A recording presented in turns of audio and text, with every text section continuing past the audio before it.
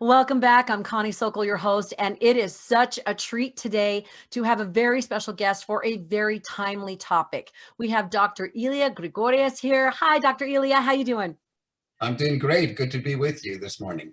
So happy to have you here. Yes, we do shorten it to Dr. Elia, and it just makes it better. I'm going to give you his official bio because this man is incredible, global. He's here to tell us about a very important subject, and that is the specific ways to navigate happiness in crisis. He has a best-selling book that's 7 ways to do it. We're not going to be able to cover all those today, but we're going to jump in and get the nitty-gritty because this is such a timely topic in this day. So first and foremost, want you to know that he is the happiness doctor. Don't you want him in your neighborhood? Absolutely. He's a happiness and corporate wellness expert. And as I mentioned, the #1 best-selling author of 7 Paths to Lasting Happiness.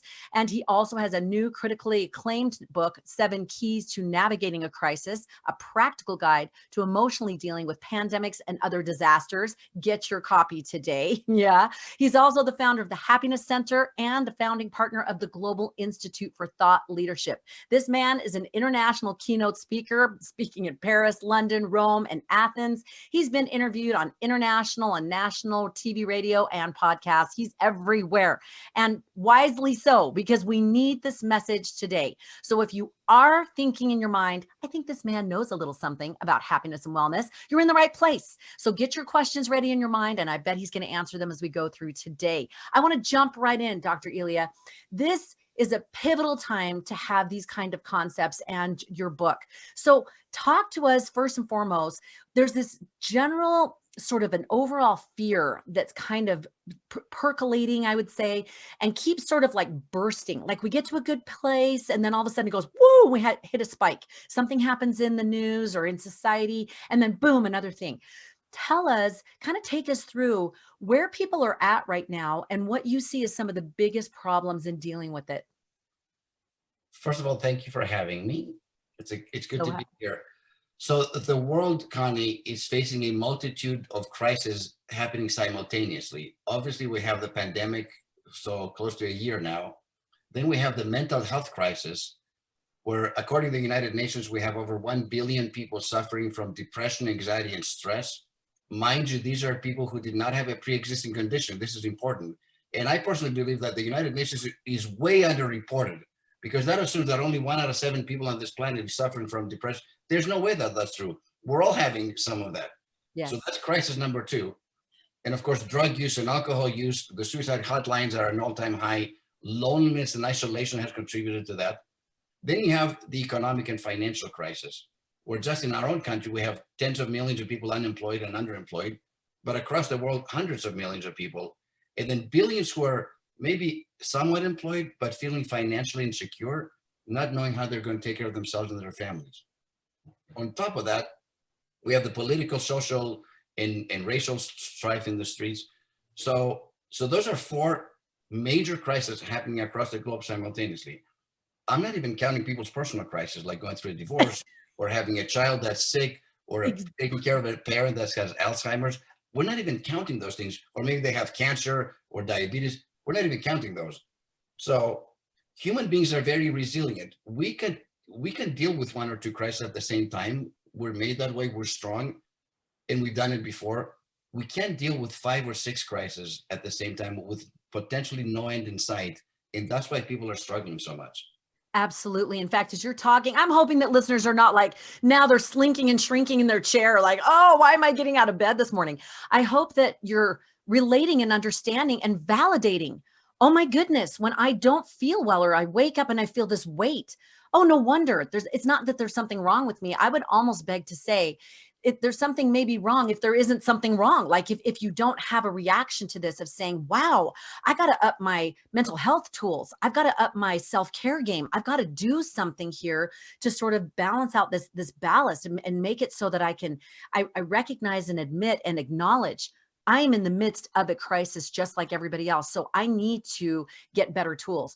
So as you're talking with people, I know some people are like, something comes and they're like, it's okay. It's all right. I got some chocolate. I work out and I'm going to just deal with it. And other people are flat on the floor, under the covers, can't do it. Different personalities seem to respond differently. So tell us about what you see. So this is fascinating. So this is my psychology hat on, right? Okay. So there are typically 4 personality types when dealing with the challenges and crisis. The first one we like to call the victim. And the victim, of course, is, why is this happening to me? You know, it's for me as if it's only happening to them, not the other 7 billion people. So that's personality number 1. The second one we call the critic. Now, the critic, regardless of what the federal, state, or local government, the United Nations, or the World Health Organization says, they criticize everything. For example, Elia, you should wear a mask when you go outside. Well, that's stupid. Okay, Elia, never wear a mask when you go outside. What are you trying to do, kill me? like, no matter which way you go. Yeah, they tell me, they criticize everything. Then we come to the third personality type, which we call the bystander. Now, mind you, this is a good person, but the bystander, think of it, the deer with the headlights look. They're so overwhelmed by the changes taking place in their lives.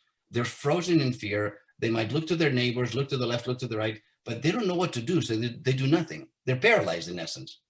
And what all 3 of these personality types have in common is that they don't move the needle, they don't provide any positive solution, they don't move forward. Now we come to the 4th personality type, which we like to call the navigator, which is really was the premise of the book, 7 Keys to Navigating a Crisis. And the navigator, of course, begins with exactly what you talked about, Connie, with practicing self-care, meaning that they take care of themselves physically, emotionally, mentally, and spiritually. And I actually created a personal health assessment, like a PDF, 20 questions. You can take it in 2 minutes that lets you know, how am I doing right now in my life?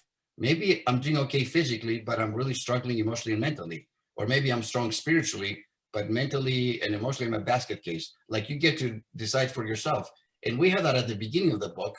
So people have at least a baseline of a score, and then they go through the 7 keys, and then they retake it again at the end to see if the application of the 7 keys to navigating crisis obviously has helped them.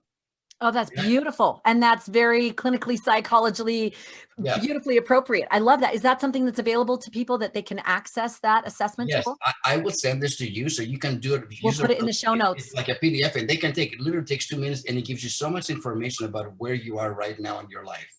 Beautiful. It's like on a scale of 1 to 5, 5, I'm doing great, 4, I'm doing often, 3 sometimes, which is pretty normal, right? But there's room for improvement. But if you score yourself a 1 or a 2 in these questions, those are red flags, because there's a direct link between the answers to those questions and how it robs you from your own happiness levels. And that's key, because especially we're talking to women, and women bear even more of the load. We usually are helping to take care of all the relationships. And right now everyone's struggling. So that means our burden is increased 3-fold, 5-fold, 10-fold, and then all of the extended family. So women are bearing this extra burden. So talk to me about, once someone takes that tool, they figure out where they are, they can decide, I want to be a navigator, I want to be in control. What are some of the steps that can help them get from where they are to where they want to be? So I want to say one more thing about these 4 personality types, because this is very, very important. Sure. All 4 of those types exist with every human being. It's not like I'm the navigator and you're the victim. We all have all 4 of those personality types. For example, when the pandemic hit back in March of 2020, all my speaking engagements all over the world got canceled within a week. They all went poof. It was gone in a day. Like literally. And did I feel like a bystander? Like, at first I was frozen. I didn't know what to do. And did I feel like a victim? Like, why is this happening to me? I got invited to speak in Barcelona in October. I ended up doing the conference, but it was in a Zoom call. Not the same. Not the same. Not quite, no. Right? But so I was the victim. And have I been critical of the federal government's response to the pandemic? Not a political, yes, from time to time. However, and this is the key, if you're going to be a victim for like a couple of hours, feel sorry for yourself, get into your feelings, honor your feelings, deal with your feelings, and then pivot and become a navigator. If you want to criticize, look, I could have been criticizing the government for the last 10 months. What would that do for me? It would rob me of my own happiness. So if I want to vent, I'm going to criticize for like 20 minutes, and then I'm going to become a navigator again and be productive and go and accomplish things. So that's the key. It's not that you're not supposed to be a victim or a critic or a bystander, but you don't want to stay stuck there. So what does the pivoting look like? When all my speaking engagement got canceled, I had this very, very strong prompting that, Elia, you need to write a book about this pandemic, and you need to get it out in 45 days, which was insane. That happened on March 15th, which is like, beware the Ides of March, like Julius Caesar than Shakespeare. And like my first book, which became a #1 bestseller about 7 past lasting happiness, took me 3 years to write. So getting a book out in 45 days, I'm like, are you serious? This is insane. But I called my best friend and buddy and co-partner, and I'm like, brother, I'm going to start writing a book about the pandemic tomorrow morning. Are you in or are you out? And he said, I'm in, and the rest is history. And we did get it out by May. Wow. Which That's is a beautiful. remarkable thing, like seriously. But which brings us to the second key to navigating a crisis, which has to do with awareness, meaning listen. You know, and depending whether that's your intuition, whether that's your inner wisdom, whether that's that still small voice inside, whether it's the spirit of God or your connection to divinity. I don't care what you call that voice, but listen to it. I've listened to that voice, and I've had experiences over the last 30 years thousands of times. And I will tell you this, when I have listened to it and then acted upon the message, it has always worked out. This is an absolute. There are very few absolutes in life. This is one of them. But because I'm a human being, when I've heard the voice and ignored it, I've always paid the price, because that's what happens. So my point is, self-care is very important in all those 4 areas, but you also have to listen with that third ear. And then more importantly, act upon what you hear, not just listen. Act. So then we move on to, what we call about, you hear the word resiliency a lot. Like, how can you be resilient during a crisis? And we use the word like flexibility or adaptability, which is such a key to navigating not just a pandemic crisis, but any challenges we have in our own lives, in our personal lives, with our families. So what does flexibility look like? And we use the example of the oak tree and the palm tree. So the oak tree, as you know, is this massive, strong, big, powerful, like 100 feet high. It's been around for 100 years. However, during a storm, think about a hurricane, if there's enough saturation and enough wind, what happens to oak trees? They come crashing down on people, cars, and homes, right? That's literally what happens to them. It does a lot. On the flip side, the palm tree, which is very thin and kind of cute at the top, and that at the peak of the storms, and I want you to think about the storms of life now, it bends. Sometimes it bends all the way parallel to the ground, but when the storm passes, it rises up again and not only survives, but its roots are dug in deeper because it had to hold on for dear life. So my call to action to your listeners are, be a palm tree, not an oak tree. Now, I've been interviewed, I do 2 or 3 interviews every week since May, like all over the world. I've had people say, we love that analogy. It's a very cute story. I'll remember it. I do want to be a palm tree, whatever, like very playful. But then like, Dr. Elia, what does an oak tree look like in human terms? Like when you say that, I get it. But so an oak tree sounds like this. Well, that's the way things have been done around here for 40 years. I'm not going to change now. This is how I've been. I'm not going to change. Well, guess what? If you don't change, you're going to break. So be a palm tree. And the other analogy to validate this, if I'm into sports, I'm a sports fanatic. Elite athletes, professional athletes, the best of the best, basketball, football, soccer, whatever, before the big game starts, they're out in the field doing something for half an hour before the game starts. What do elite athletes do in the field? They warm up. And they stretch. Yeah. Now, why do these people stretch when they're perfect physical specimens, strong, powerful, fast? Because if they don't stretch, guess what happens when the game begins? They pull a hamstring, they get injured. So now I want you to think of us as being elite athletes in the game of life. The Super Bowl of Super Bowls is this one life that we have, this moral existence. If we don't stretch, if we're not flexible, and not just with our physical bodies, I'm talking about our ideas. Like, are you open to ideas, even from people that you disagree with? Are you at least open to hearing ideas, other people's perspectives? Because we live in a society that nobody's listening. The left doesn't listen to the right, and the right doesn't listen to the left. Nobody's listening to everybody else. They just scream louder, which is extremely sad to me. Yeah, it's like an eternal filibuster. But you're exactly right. I love that. What a great phrase. That's great. Yes. An eternal filibuster. I got to remember that. I'm gonna borrow that. I'm gonna give you credit, Connie. You got it. You got it. I'll see it on a t-shirt. I keep seeing all the things. I'm gonna do a palm tree on a t-shirt just for you. Thank you. Palm tree. Yeah, exactly. Be a palm tree in essence. Yes. And in the back you say, which means be flexible. Be a palm tree. Right. I love this. And this whole idea of, I don't know about you, but I hope the listeners are feeling the same thing too. This feeling of openness and control, like not control if I'm going to squeeze something, but I have choice. I don't have to sit and wring my hands. I can do something. I can be aware, and I can listen to that voice and listen to those things that are happening of what's going to make this better. And then I can act on it, and I can do something about it. I love that you have this with this thing that you felt called to do. And I think for women especially, they feel called to do something whether it's in a crisis or not. And then they go, oh, but no, I'll just go back to the same way that I did it. They don't feel like they can go out and stretch themselves. So what are some things that you can tell it, particularly women who are listening? Some women I know, right after my divorce, I felt to write a book, and I did the same thing. And it was in 30 days and it ended up being a bestseller. And I was like, who knew? But you know what it did? It made me focus on something, channel my energy so that I could go through my process in a happier, better way. So with women who are, looking at something right now and they're thinking, I want to take control, I want to do something, I want to act, then they get stopped, that fear or that doubt or whatever. What could you tell them? I love what you just said, because you like fast forward to me to the fifth key to navigating a crisis, which is to take initiative. Yes. In life, knowledge without application is just education. Let me repeat that. Knowledge without application is just education. What do I mean by that?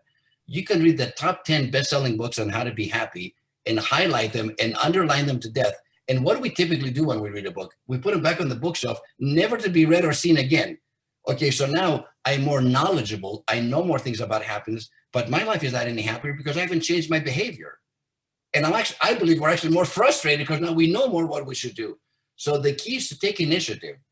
In life, it's not so much what you know.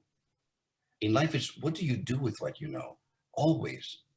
What are you willing to do with what you know? And that brings us kind of the sixth key, which is start with a positive attitude, meaning that this too shall pass. I know humanity is down on one knee. I know we're getting our butts kicked. I get it. We're stressed out. We're tired. There's an actual clinical syndrome right now, pandemic fatigue. People are tired. They're exhausted. They want their old lives back. Well, guess what? We're not going to go back to what it was before.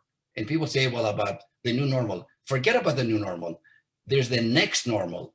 So how will you navigate the next normal? By taking control of your life and making different choices, perhaps.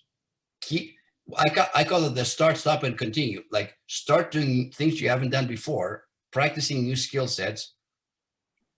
Stop doing things that are destructive and self-defeating, and continue doing the things in the past that have worked, that are continue to work. But you got to make those decisions. Remember that the one great free choice and freedom that we have in this life is the freedom to choose our thoughts. Love. Isn't that true though? It is so true. And you see that in all history. You see that. You see that with people in the Holocaust and Man's Search for Meaning and Viktor Frankl. You can always choose who you're going to be and what you're going to do. And I love that point that you make. I've heard it said, information is not transformation. And I think that's exactly what you're saying. It's, okay, great. Read the books, get the stuff, fill yourself with good stuff. And then what's the next right step? What are you going to do in the next right step? So let me give you a specific example. You said, what can they do? Let's talk about self-care and a little bit, talk about our physical self, right? I used to walk 3 times a week before the pandemic because I'm getting older and I needed to exercise, and the movement, it was good for me. It was something that I had to do, was on my list. You got to walk. When the pandemic hit, and as the stress level increased, my level of self-care had to increase. So since last April, I'm walking 7 days a week, every day, rain or snow or shine or whatever. And now I do it because I want to do it. It's not I have to, it's I want to do it because I see what it's done for my mental health. Like, and I'm busy, like 50% of the time I take my phone with me and I'm talking as I'm walking, but the other 50% I don't. And I bask in the sun and I listen to the birds and I breathe the fresh air and I commune with God, because I'm a spiritual person. So for me, it's important to communicate, to walk and talk and express my gratitude, and download whatever the divine source wants me to do in my life. So it's a win-win-win. Now, mind you, this is one small step, right? That I started last April. It's been 9 months now. But guess what happens when you're consistent? Oh, you get that compound effect. Exactly. So now, if you start doing one thing, choose one thing you want to do physically, one emotionally, one mentally, and one spiritually, just one, not more than that. And you do it consistently, guess where you're going to be 365 days from now? In a completely different place. Like I am healthier and more grounded. And even though this pandemic has been hard, I'm better than I was 9 months ago because I chose to do one thing differently consistently. So we're not talking about transform your entire personality. I'm not talking about that. I'm just saying but stay consistent. That's the key. Absolutely. And I love the point you make. Choose one. Women are wired for this multitask kind of existence and to just focus down on the one. And I want to be a second witness to what you're saying, because we always say that it takes two. I have done that same thing. One thing was to do something physical, a workout. And I have done the same thing. It's been the first year in my life that I've consistently gone to the gym about 5 days a week. I don't try to do anything amazing. I go and read a talk on and read some books on my treadmill in the gym. I could just do it at home, but I do it in the gym to get out. And I have done it consistently, and it is blessing my life. It's blessing my kids' life.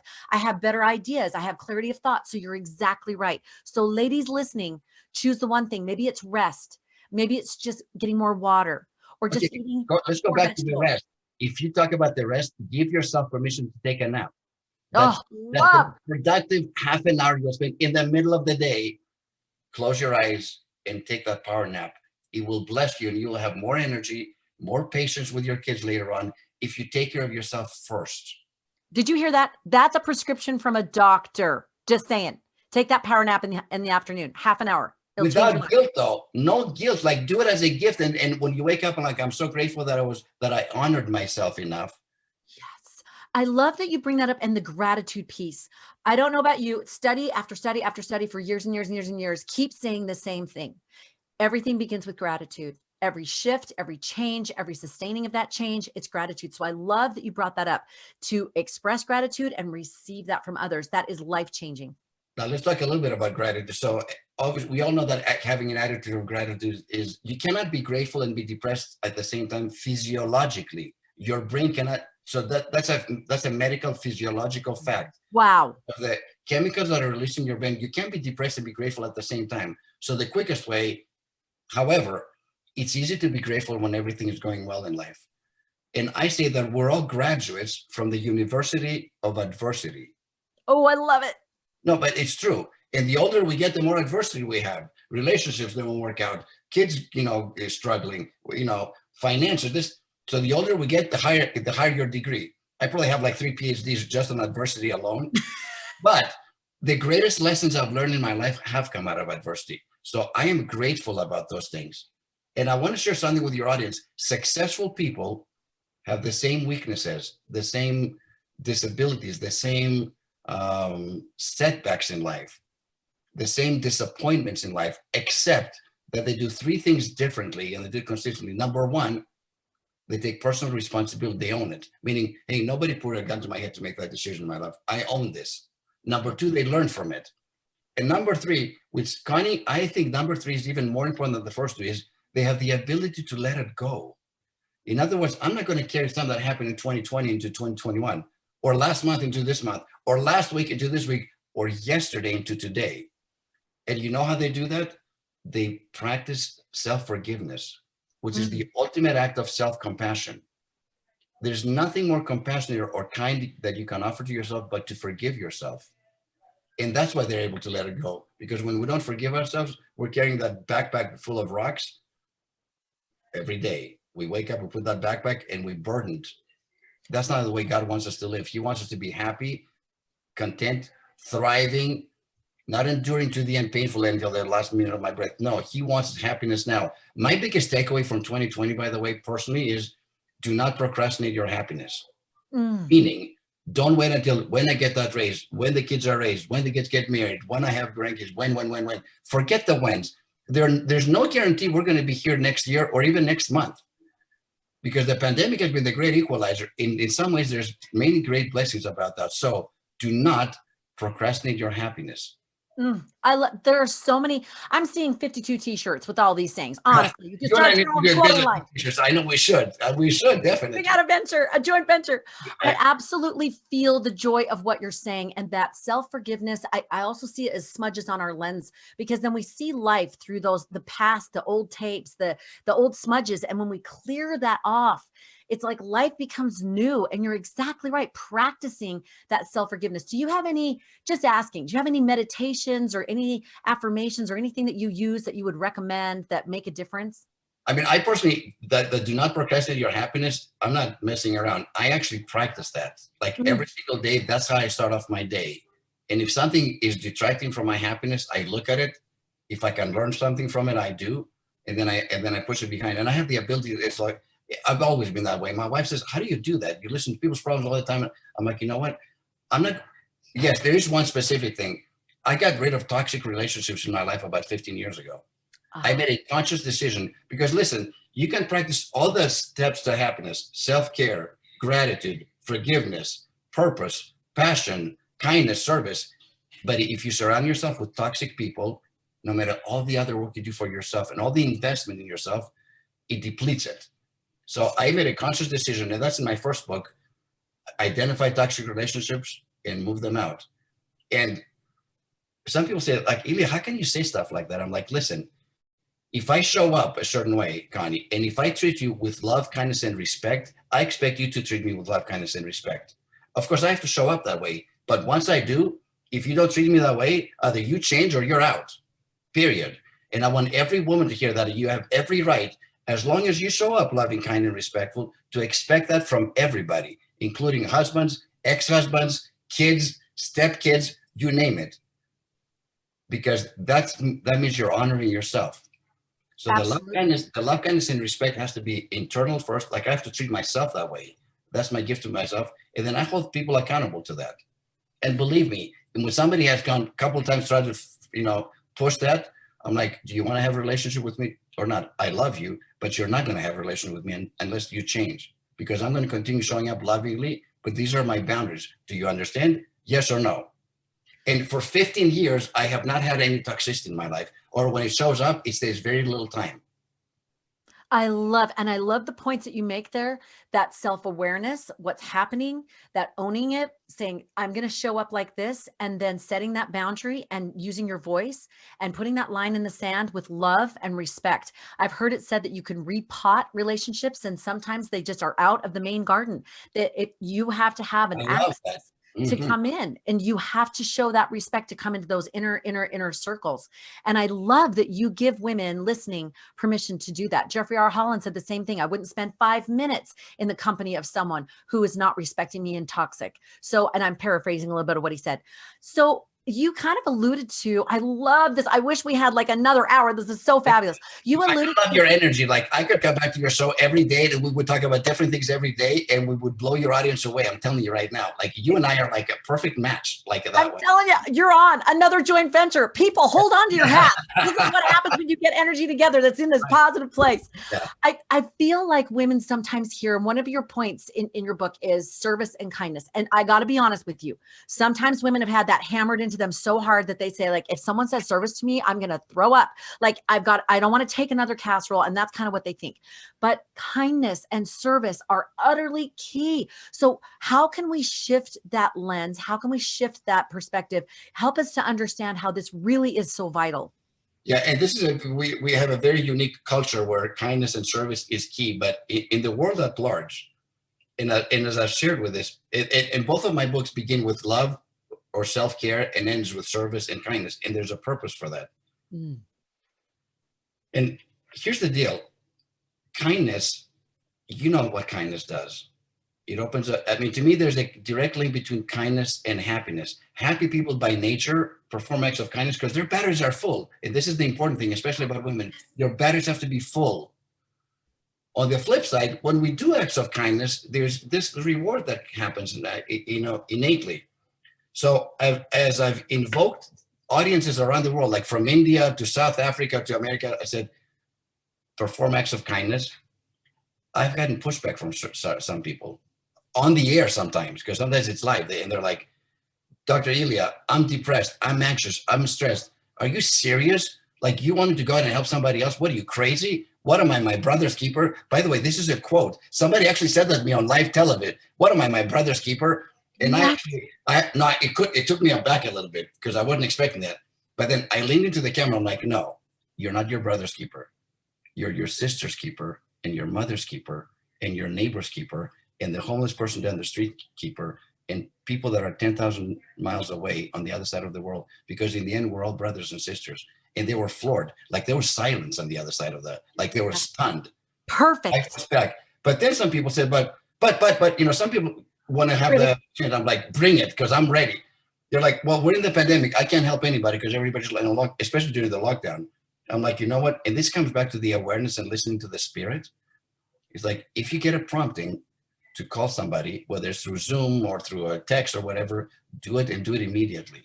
Even if they're halfway across the world. People are so struggling with loneliness and isolation, and they're desperate for human connection. So what is the worst thing that could happen if you do that? The worst thing is, like, Connie might say, Elia, why are you calling me? It's midnight. That's the worst thing that could happen. But more likely than not, and in my experience has been, it's like, well, it's funny that you called, because I've been kind of feeling, and then what I feel in the blank. So take that extra step. Oh. But kindness includes self-compassion. Like, remember, if your batteries are empty, do you know how many women, and especially in our faith that I've worked with, thousands of them over the last 30 years, they do it, and sometimes afterwards, because they're already depleted and empty, they resent it. They will tell me that, like, I really resent the fact that I have to do service stuff. I'm like, you wouldn't have resented it if your batteries were full, and if you had put yourself first. Yes. Fill in your lamp, so then you can do it and then enjoy the giving, versus having to be one more thing on the checklist. That's why self-care is first. That's why I didn't put service first and self-care last. There's a reason why it's 1-7 versus 7-1. You know what I mean? You must take care of yourself first. In fact, for those that read the Bible, I think about Matthew, I think it's Matthew 5:1, and it says, and the Savior went up into the mount, and when he was set, then the disciples came unto him. He had to fill that well first. And I think of women as these beautiful pitchers of water. We have to fill our pitcher every day. And if we don't, everybody's coming with their cups and they're dipping it in. And if they're got to scrape the barrel, then we're going to feel bad and they're not going to get, but it's filling that pitcher. And I know I go to a spa service. It's a student college and I work my buns off for that every week. It's all like a discount thing, but I get that spa service and they massage my hands and my feet. And oh my word, I'm in heaven. And it makes me feel like someone saw me and I'm pampered and they're serving me. And then boom, I'm back into phase 2. So I hear exactly what you're saying. I am so ready to come back and be with my family and help others and be in the whole mix of things once I've got that reset. I love how you said those batteries are full. And let's talk about the Savior for a minute. He was surrounded by people all the time and they depleted him of energy after a while. Like he even said it, I feel the energy leaving, like when somebody touched his screen. Yes. So at some point, that this is what self-care looks like. He left and went to the middle of the Sea of Galilee, took a nap in the middle of the day. The Savior is sleeping. Of course, the storm comes in, his disciples freak out and they wake him up, right? And what does he do? He calms the elements and they're like, wow. And then he says, really? Did you think I was going to let you drown? I am in your midst. I want you to think about your own trials in life that you're facing right now today, because I know all of you are facing something. You're not alone. Like, remember that he's on the boat. He might be taking a nap, but he will wake up when you need him, and he's got your back. Never forget that the Savior has your back. And I don't want to cry right now because I'm very, very... I'm not crying. You're crying. I'm not crying. Don't ever forget that. So my biggest... This is my last statement. I'm going to say this. I want to go back. You asked me about my mantra. The key to success is this. Stay close to the Spirit, be unafraid, and have a heart full of love. Those are the 3 ingredients to the healthiest and happiest and more successful life. Now think about who personified that to the hilt. Who was close to the Spirit? Who was unafraid, always unafraid? He was never afraid. And who was full of love, a heart full of love? And look what he did. Right. Dr. Elia, wow. I hope those listeners that you're out there and you're feeling this love and peace and truth, and not just platitudes of, okay, one for the Gipper, but truth of you have got this and you do not need to have your boat rocked by the waves because he's on the boat with you. Absolutely love this. I was going to recap things, but I just invite you, literally, listeners, go back and re-listen to this entire thing again, like a meditation. If people want more, which they're going to, where's the best way for them to reach you? I think LinkedIn, my profile, or dreliagourgouris.com, which is my website. Beautiful. Dr. Elia, my heart is so full. I am energized by talking to you on all these different levels. I'm so grateful for you taking time to share your love and wisdom. We'll have to have you back on again. We have more t-shirts to print and we have more catchphrases to share. Thank you so much. And those listening, if you want more great podcasts, feel free to go to conniesokol.com or go to iTunes and please rate and review and let people know. And you can subscribe so you can get them all the time. As always, anything else you need, the beautiful blog posts, TV segments, the downloads, all of the things are going to help you move forward. Go to conniesokol.com. I want to help you remember to live your purposeful, organized, and joyful life. Let's do this. Thank you. Thanks for watching. As always, hit that like button, click on that bell to get some future videos right into your inbox. And if you want all the other goodies like podcasts, best-selling books, results-getting programs, and all that jazz, then go to conniesokol.com. I got lots of goodies there for you. And if you want to connect on social media, I'm on all platforms, so join me there because I want to connect with you right now and help you step into your purpose-filled life.